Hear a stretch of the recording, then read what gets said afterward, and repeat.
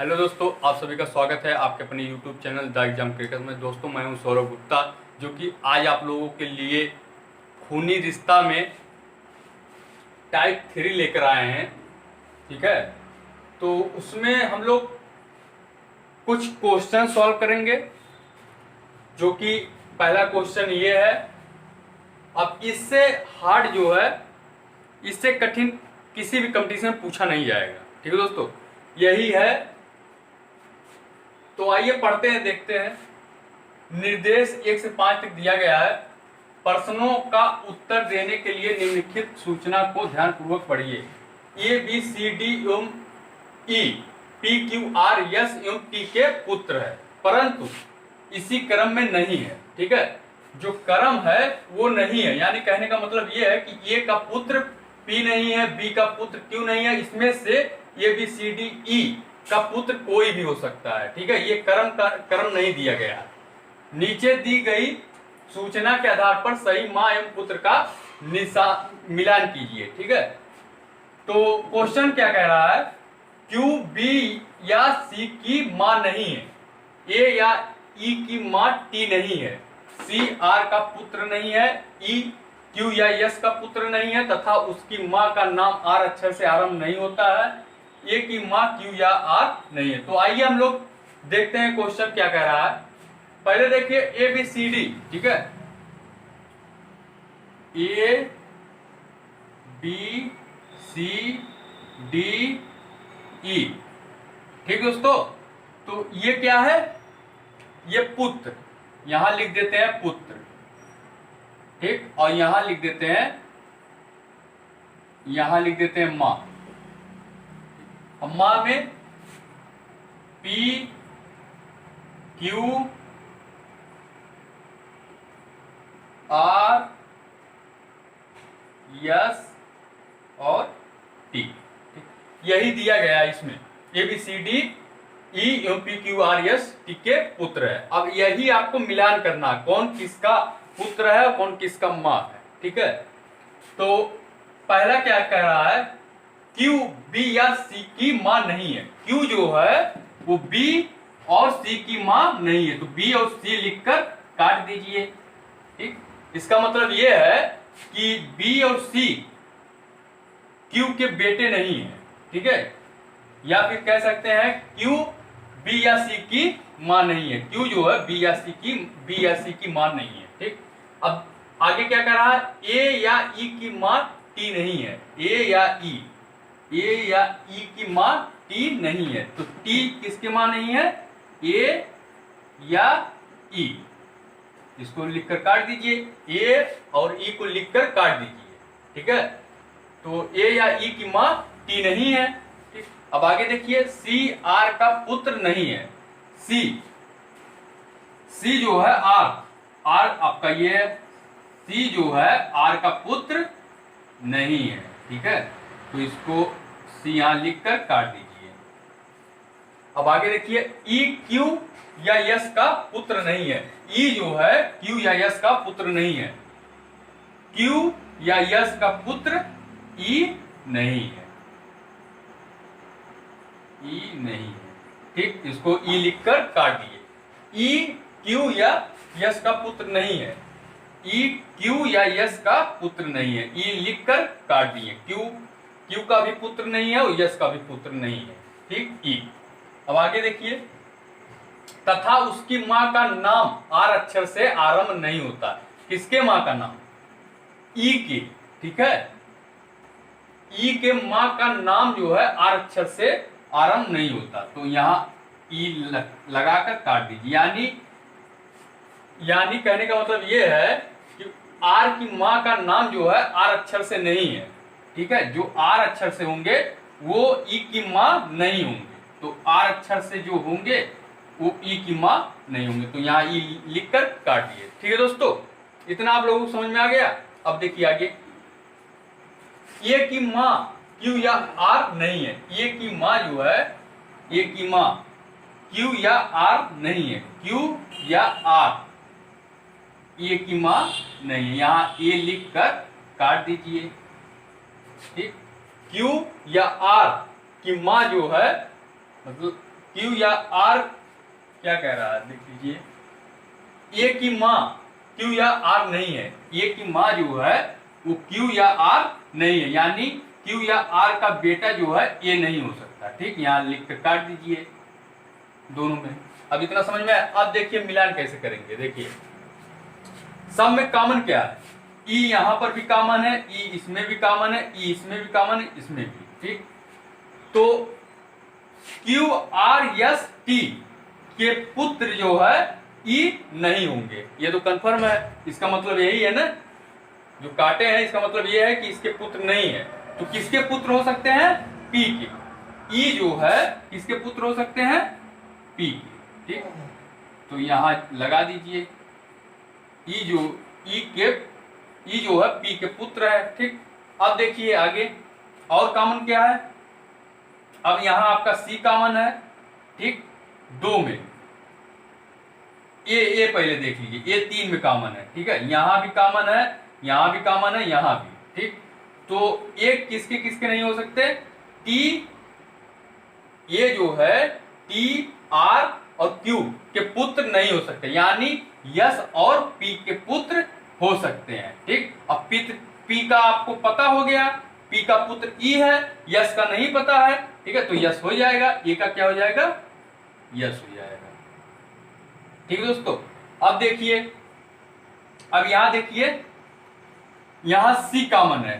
ठीक, तो जब सी कॉमन है यहां, तो ये क्यू और आर के पुत्र नहीं होंगे। ठीक, यानी पी यस टी इन्हीं में से हो सकता है, लेकिन आपका पी और यस ज्ञात है तो टी नहीं ज्ञात है। ठीक है, तो टी के हो सकता है, तो टी का किसका हो जाएगा, सी। ठीक, टी का जो पुत्र है वो सी है। ठीक, अब देखिए आगे, अब यहां बचा कौन कौन है। अब बी देख लीजिए। अब बी जो है बचा आपका दो ही है, आर और क्यू। ठीक, तो बी जो है क्यू का पुत्र नहीं हो सकता, बी यहां जो है क्यू का पुत्र नहीं हो सकता, तो बी सीधे एक ही बचता है, आर का है, तो बी किसका हो जाएगा, आर का पुत्र हो जाएगा। ठीक दोस्तों, अब जो बचा है उसको मिला दीजिए, डी किसका पुत्र हो जाएगा, क्यू का। ठीक, तो क्वेश्चन में क्या कह रहा है, क्वेश्चन देख लीजिए। क्वेश्चन इसको रब कर देते हैं। ठीक है, अब इसका तो कोई काम है नहीं, क्वेश्चन तो आपका ये हो गया। अब यहां से क्वेश्चन जो पूछा जाएगा उसी को लिखना है।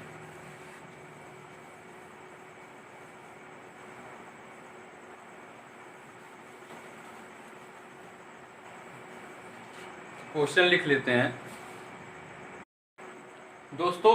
अब ये क्वेश्चन है, अब आप लोगों को बताना है यश का पुत्र कौन है। अब देखिए यहां यश का पुत्र कौन है, ए पहले में है।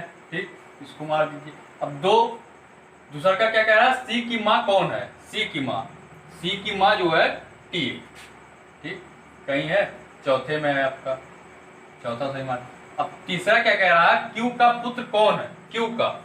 तो देखिए यहां क्यू का पुत्र कौन है, डी है। ठीक, तो क्यू का पुत्र डी हो जाएगा। और देखिए चौथा क्या कह रहा है, पी का पुत्र कौन है, पी का पुत्र कौन है, पी का पुत्र कौन है, ई।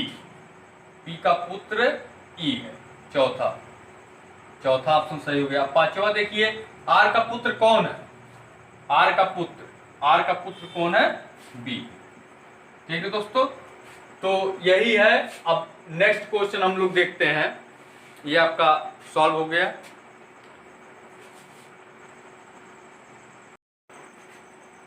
दोस्तों ये दूसरा क्वेश्चन है टाइप 3 का। तो देखिए क्या कह रहा है, श्री और श्रीमती शर्मा के 2 बच्चे आशा और शशि है। ठीक है, श्री और श्रीमती। अब ये देखिए, ये श्री है और ये जो है श्रीमती। मती, ठीक। श्री पुरुष और श्रीमती स्त्री, ठीक। श्रीमती शर्मा, ठीक है। अब ये जो है शर्मा, ठीक है, शर्मा। अब इनका जो कास्ट है वो शर्मा है, वंश जो है वो शर्मा है, ठीक। के दो बच्चे आशा और शशि है। इनके जो है दो बच्चे कौन कौन है? आशा और शशि। देखिए ये आशा हो गई और ये शशि, ठीक। आशा और शशि। अब देखिए शशि की शादी राधा से हुई है, ठीक है। शशि की जो शादी है वो किससे हुई है?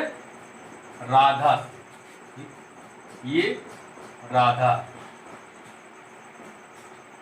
इनकी शादी, शशि की शादी राधा से हुई है, तो ये क्या होगा? ये पत्नी हुई, राधा जो है वो शशि की पत्नी हुई, ठीक।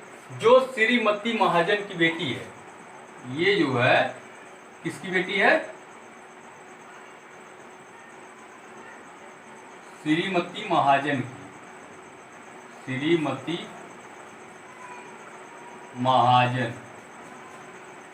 की बेटी है, ठीक। श्रीमती महाजन की बेटी है राधा। अब आगे देखिए सुरेश, जो श्रीमती महाजन का बेटा सुरेश, सुरेश जो कि श्रीमती महाजन का बेटा यानी राधा का भाई, ठीक। सुरेश हो गया, सुरेश, ये क्या लगेगा? एक भाई लगेगा, ठीक है। इसका बेटा है, श्रीमती महाजन का बेटा है सुरेश, तो राधा की बहन हुई, सॉरी हाँ भाई हुई, भाई हुआ, ठीक है। राधा का भाई हुआ सुरेश ना। अब आगे देखिए सुरेश जो श्रीमती महाजन का बेटा है रीता से शादी करता है, ठीक है। किससे शादी करता है? रीता से। रीता नाम की स्त्री है जो कि शादी करता है, ठीक। तो ये पत्नी हुई, ये क्या हुआ? ये रीता जो है सुरेश का पत्नी हो गया। तो और आगे देखिए क्या कह रहा है? रीता से शादी करता है, सोनू और रॉकी, सुरेश और रीता के बच्चे हैं, ठीक है। सोनू और रॉकी, सोनू और रॉकी जो है, सोनू और रॉकी,